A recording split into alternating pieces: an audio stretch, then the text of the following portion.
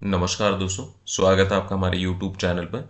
दोस्तों, आज के इस वीडियो के अंदर हम Nippon India small cap fund direct plan के बारे में देखने वाले हैं। क्योंकि दोस्तों, अगर आप जब भी किसी भी फंड के अंदर इन्वेस्टमेंट करते हैं, एसआईपी या म्यूचुअल फंड के अंदर, तो वहाँ पर आपको दो तरीके के प्लान्स मिलते हैं। एक रेगुलर प्लान होता है और एक डायरेक्ट प्लान होता है। मोस्टली हर किसी का जो इन्वेस्टमेंट होता है वो रेगुलर प्लान के अंदर होता है। डायरेक्ट प्लान के अंदर बहुत ही कम लोगों का इन्वेस्टमेंट होता है, और जिसके अंदर सबसे ज़्यादा बड़ी गलती लोग इन्वेस्टमेंट के टाइम पे करते हैं। तो अगर आप कभी भी कोई भी इन्वेस्टमेंट करते हैं तो डायरेक्ट प्लान के अंदर करें। उससे क्या होगा कि आपको जो ब्रोकरेज देना होता है उसके एक्सपेंसेस रेशो काफ़ी कम होते हैं। अगर आप रेगुलर प्लान के थ्रू जा करके कोई भी एसआईपी या म्यूचुअल फंड स्टार्ट करते हैं तो आपको अपने थ्रू जो जिसके थ्रू भी आप प्लान को स्टार्ट कर रहे हैं, कोई भी एजेंट होगा या ब्रोकर होगा, तो उससे कमीशन देना होता है एएमसीज को। तो इसके वजह से आपका एक्सपेंसेस रेशो उस फंड का काफ़ी ज़्यादा होता है। और वहीं अगर आप डायरेक्ट कंपनी के वेबसाइट पे जा करके ऑनलाइन प्लान को परचेस करते हैं तो वहाँ पर आपको अलग से कोई ब्रोकरेज देने की आवश्यकता नहीं होती, जिसके वजह से आपका एक्सपेंसेस रेशो काफ़ी कम होता है। अगर अभी इसी फंड की बात कर रहे हैं तो इसके अंदर आपका जो एक्सपेंसेस रेशो होगा 0.71% का होगा, जो कि काफ़ी कम है। और इस फंड के अगर अभी की एज ऑन डेट एनएवी की देखें तो 137 रुपये एज ऑन डेट इसके एनएवी के रेट हैं। और फंड साइज में अगर देखेंगे तो 37,374.4 रुपये का इस फंड का फंड साइज है, जो कि काफ़ी अच्छा स्ट्रांग है। क्योंकि अगर कभी भी किसी फंड के अंदर आप इन्वेस्टमेंट कर रहे हैं तो वहाँ पर उसके फंड साइज को भी देखना बहुत ज़रूरी है। क्योंकि ज़्यादा फंड साइज होगा तो आपके फंड को काफ़ी पोर्टफोलियो वाइज डाइवर्सिफाइड करके इन्वेस्टमेंट कर रखा होगा, तो उसके अंदर आपको अगर कभी मार्केट में क्राइसिस आते हैं तो आपको सपोर्ट मिलता है। दोस्तों, वहीं अगर हम इस फंड की रेटिंग की बात करें तो ये 5 रेटिंग का फंड है, जो कि काफ़ी अच्छा है। और अगर रिस्क मीटर की बात करें तो ये वेरी रिस्क हाई कैटेगरी का फंड है, क्योंकि ये स्मॉल कैप कैटेगरी का है। सबसे अच्छे रिटर्न्स भी देता है और लेकिन सबसे ज़्यादा रिस्की भी होता है। दोस्तों, साथ ही अगर इस फंड के फंड साइज की बात करें तो 97.41% का जो इसका इन्वेस्टमेंट हुआ डोमेस्टिक इक्विटी के अंदर इन्वेस्टमेंट है। 5.81% का इनका लार्ज कैप स्टॉक्स के अंदर इन्वेस्टमेंट है। वहीं 8.37% मिड कैप। और ओवरऑल टोटल इन्वेस्टमेंट जो है इनका मैक्सिमम 57.24% का वो स्मॉल कैप स्टॉक्स के अंदर इन्वेस्ट किया गया है।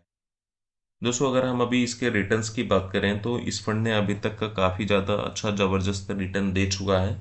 अगर हम एनुअल बेसिस पर रिटर्न देखें एक साल का तो 34.73% का इस फंड ने अभी तक रिटर्न दिया है। वहीं अगर 2 साल का देखेंगे तो 23.61% का। और 3 साल का जो रिटर्न है 44.33% का रिटर्न्स अभी ये फंड दिया हुआ है। तो अगर इसमें 3 साल का रिटर्न्स देखें तो बहुत ही शानदार है। 44.33% का रिटर्न्स है। और 5 साल में 26.78% का। और 10 ईयर का देखें तो 29.03% का डायरेक्ट प्लान ग्रोथ के अंदर इसका रिटर्न्स है। और ओवरऑल अगर आप इस फंड को देखें तो जब से ये स्टार्ट हुआ है और अभी तक के बीच में 22.03% का रिटर्न्स अभी तक लोगों को दे चुका है। दोस्तों, वहीं अगर इस फंड के अंदर लमसम इन्वेस्टमेंट किए होते तो 10,000 रुपये का अगर आप इन्वेस्टमेंट करते हैं तो 10 साल के बीच में इसके अंदर 1,28,124 रुपये का रिटर्न्स आपका बन जाता है, यानी कि 1,181% का रिटर्न्स आपको मिल रहा है। तो इस फंड ने अभी तक का जो परफॉर्मेंस रहा है काफ़ी अच्छा शानदार रहा है। काफ़ी शानदार रिटर्न्स अभी तक इसने दिया है। दोस्तों, हम किसी भी फंड के अंदर अगर इन्वेस्टमेंट करते हैं तो हमें उसके टॉप होल्डिंग जो स्टॉक्स होते हैं उनकी जानकारी हमें होना बहुत ज़्यादा ज़रूरी है। क्योंकि जो भी आपका पैसा होता है वो उन्हीं स्टॉक्स के अंदर लगते हैं जिनके अंदर से अच्छे परफॉर्मेंस कर देने के बाद ही आपको रिटर्न्स मिलता है। तो टॉप होल्डिंग अगर कंपनीज की बात करें तो इनका जो भी ओवरऑल इस फंड का ज़्यादा से ज़्यादा इन्वेस्टमेंट है वो ऑटो कंपोनेंट इक्विपमेंट्स कंपनीज के अंदर हैं, जो कि आप ये स्क्रीन पर देख रहे होंगे कि इस कंपनी के अंदर इनका सबसे ज़्यादा इन्वेस्टमेंट किया गया है, जिसके अंदर 2.61% तक का होल्डिंग है। वहीं प्राइवेट सेक्टर की बैंक के अंदर भी इन्वेस्टमेंट है, जिसमें H D F C bank है 82% का। इसके अलावा इलेक्ट्रिकल इक्विपमेंट्स हैं जो कि कंपनी है अपेयर इंडस्ट्रीज लिमिटेड, इसके अंदर इनका 1.64% का इन्वेस्टमेंट है।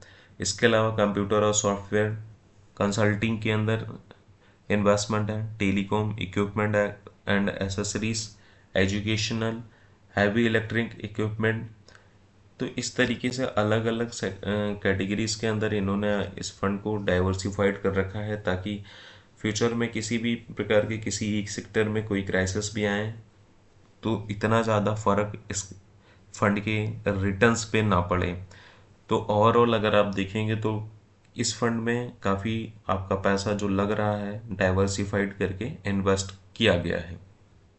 दोस्तों अभी तक का इसका जो पास्ट परफॉर्मेंस देखा है, अगर उसके भी यहाँ पर रिटर्न्स जो पकड़े हैं तो 22% के अगर रिटर्न्स हम एक्सपेक्टेड पकड़ के चलें कि आने वाले फ्यूचर में अगर ये इस फंड के अंदर मिलता है तो हमें अगर इस फंड में कोई भी इन्वेस्टमेंट करते हैं, मान लीजिए कि एग्जांपल के लिए 5,000 रुपये की हम एक मंथली SIP स्टार्ट करते हैं और आने वाले 10 साल के लिए, और 22% के रिटर्न्स के हिसाब से देखेंगे तो हमें कितना रिटर्न्स इस फंड के अंदर मिलने वाला है। तो यहाँ पर आपका जो ओवरऑल इन्वेस्टमेंट होगा वो 6 लाख रुपए का आपका इन्वेस्टमेंट होगा, और एस्टिमेटेड रिटर्न्स जो बन रहा है 15,79,321 रुपीज़ का, और दोनों को अगर कंबाइन करते हैं तो 21,79,000 का, यानी कि 22 लाख रुपए का रिटर्न आपको बन रहा है। अगर इसी फंड को 10 साल की जगह पे अगर आप 20 साल तक इस चला लेते हैं तो वहाँ पर अगर आप देखेंगे तो काफ़ी अच्छा रिटर्न्स आपका बनता हुआ नज़र आएगा। यहाँ पर अभी 6 लाख रुपए का इन्वेस्टमेंट था, आपका 12 लाख रुपए का इन्वेस्टमेंट हो जाएगा, और इसके अंदर आपको 2,02,49,738 रुपये का एस्टिमेटेड रिटर्न्स बन रहा है। और वहीं अगर आपको टोटल वैल्यू देखेंगे तो 2,14,59,738 रुपये का रिटर्न्स बन रहा है। तो सिर्फ 10 साल का अगर आप गैप देते हैं तो आपको 2 करोड़ रुपए का रिटर्न्स बन रहा है। इसी को अगर आप 25 साल तक चला लेते हैं तो जहां आपका 2 करोड़ रुपए का रिटर्न्स था वही आपका 6.5 करोड़ रुपए का रिटर्न्स बन जाता है। आपका 15 लाख रुपए के इन्वेस्टमेंट के ऊपर 6,43,00,000 रुपए 77,923 रुपए का रिटर्न्स आपका बन रहा है। तो काफ़ी शानदार रिटर्न्स है अगर फ्यूचर में भी ये फंड ऐसे ही परफॉर्म करता हुआ मिलता है तो दोस्तों अभी आपको ये वीडियो कैसा लगा आप कमेंट सेक्शन में जाकर के कमेंट्स करके बताएं, और वीडियो पसंद आए तो आप चैनल को सब्सक्राइब करके वीडियो को लाइक करके और ज़्यादा से ज़्यादा लोगों के साथ में आप इसे शेयर कीजिएगा। धन्यवाद।